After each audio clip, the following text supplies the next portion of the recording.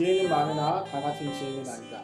야고보서 3장 13절에서 4장 3절까지의 말씀입니다. 우리는 지혜를 굉장히 많이 필요로 합니다. 지혜는 무엇인가 아는 것을 가지고 잘 운용할 수 있는 능력을 말하죠. 그렇기 때문에 지식이나 정보가 많은 것도 중요하지만 그것을 잘 사용하는 지혜가 더 중요합니다. 오늘 본문 말씀을 보면 지혜에 관해서 이야기를 하는데 지혜에도 종류가 있다는 사실을 얘기하고 있습니다. 지혜가 어디에서 나온 지혜냐, 또 그리고 무엇을 위해서 사용되어지는 지혜냐에 따라서 그 열매가 다르게 된다는 것이죠. 예를 들어서 지혜는 사람의 지혜가 있습니다. 사람들이 바라고 원하는 것을 얻기 위해서 자신들의 모든 가진 이해력과 또 정보와 지식을 활용해서 결정을 합니다. 그럼 그 결정에 따라서 그들에게 돌아오는 열매가 달라지죠.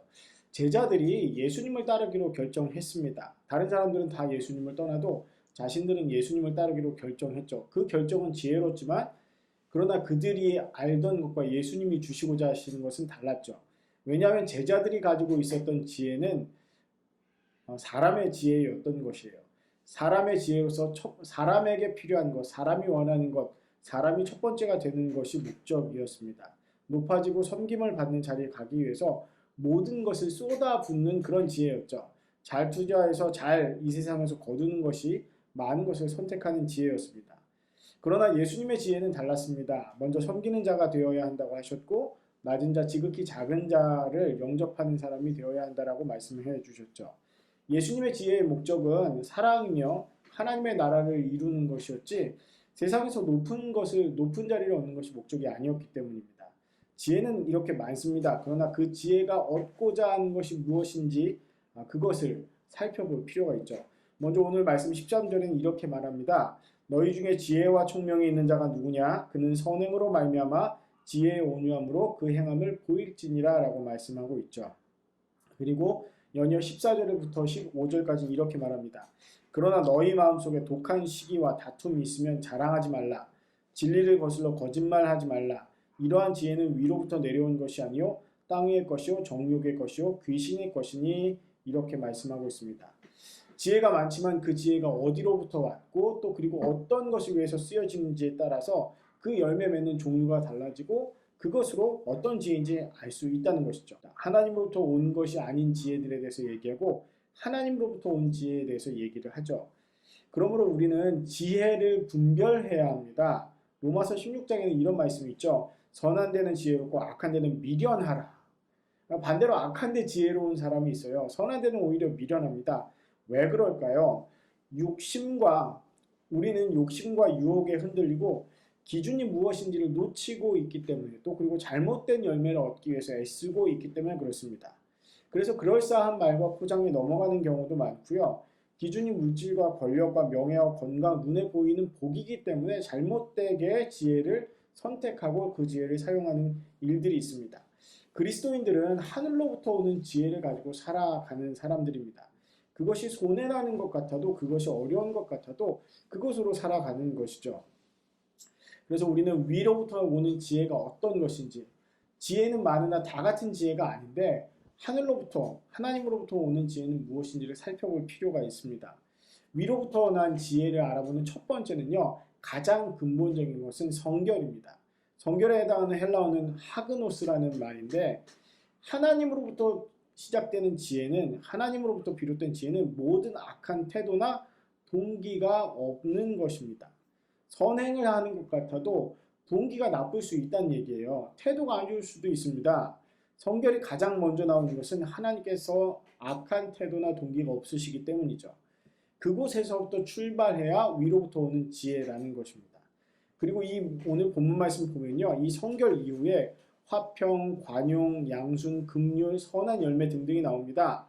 그리고 화평을 위해서 일하는 것이 위로부터 오는 지혜라고 먼저 이야기를 시작하죠. 왜 이 화평이 위로부터 오는 지혜일까요? 화평케 하는 자는 복이 있나니라고 말씀하시고 있고요. 그리고 하나님의 자녀라고 불릴 것이라고 성경은 말합니다. 왜냐하면 위로부터 오는 모든 것의 목적은 화평하기 위해서이기 때문이죠. 사랑하기 때문에 시기와 다툼이 아닌 화평을 주려고 하셨습니다. 그 화평을 위해서 관용도 필요하고 잘 순종하기도 해야 되고 긍휼함으로 살아가고 선한 열매를 맺기 위해서 노력하는 것이죠. 사람은 이렇게 자기 자신이 무엇을 하느냐에 따라서 그 선택과 그 열매 맺는 것으로 자신의 삶을 보여주는데 이런 지혜, 화평과 관용과 양순과 긍휼과 선한 열매를 위한 지혜는 편견과 거짓이라는 열매가 자리 잡을 수 없는 것입니다. 그래서 결국 화평하게 하는 사람은 화평으로 심어서 의의 열매, 즉 하나님께서 기뻐하시는 열매를 맺게 되는 것이죠. 화평을 위해서는요, 상대를 이기고 내가 더 얻으려는 지혜가 소용이 없습니다. 계산기를 두드려서 그렇게 화평이 나오지 않습니다. 인내와 사랑과 희생이 있어야지 화평이라는 것이 나타나는 것이죠. 그것이 바로 하나님의 지혜로부터 나오는 것입니다.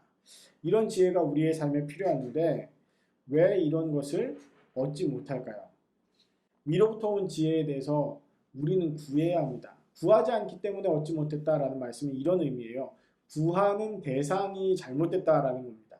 하나님에게 구해야 되는데 엉뚱한 것을 구하고 엉뚱한 대상에게 구하고 있다는 것이죠. 다른 허망한 것을 쫓아서 구하는 것은 실제로는 구하는 것이 아닙니다. 어디에 가면 무엇이 있다 그것을 알아야 제대로 구할 수 있는 것이죠. 지금 누구에게 구하고 있는가를 바르게 아는 것이 바로 지혜입니다. 이스라엘 백성들이 광야 생활하다가 가나안 땅에 정착을 하게 됐어요.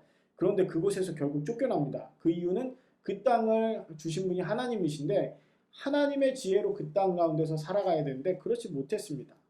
그 땅에 있는 가나안 땅에 있었던 그 우상들, 그 신들이 무엇인가 해줄 수 있는 능력이 더 있다고 생각해서 그 우상들에게 구했기 때문입니다. 구하는 대상이 잘못된 것이죠. 그리스도인들이 오늘의 운세에 자신의 하루를 맡기거나 혹은 점을 보는 것들을 금하는 이유는요. 구해야 하는 대상이 잘못됐다는 얘기입니다. 누가 진짜 주인이며 참 하나님이신지를 기억하라는 얘기죠. 두 번째로는요.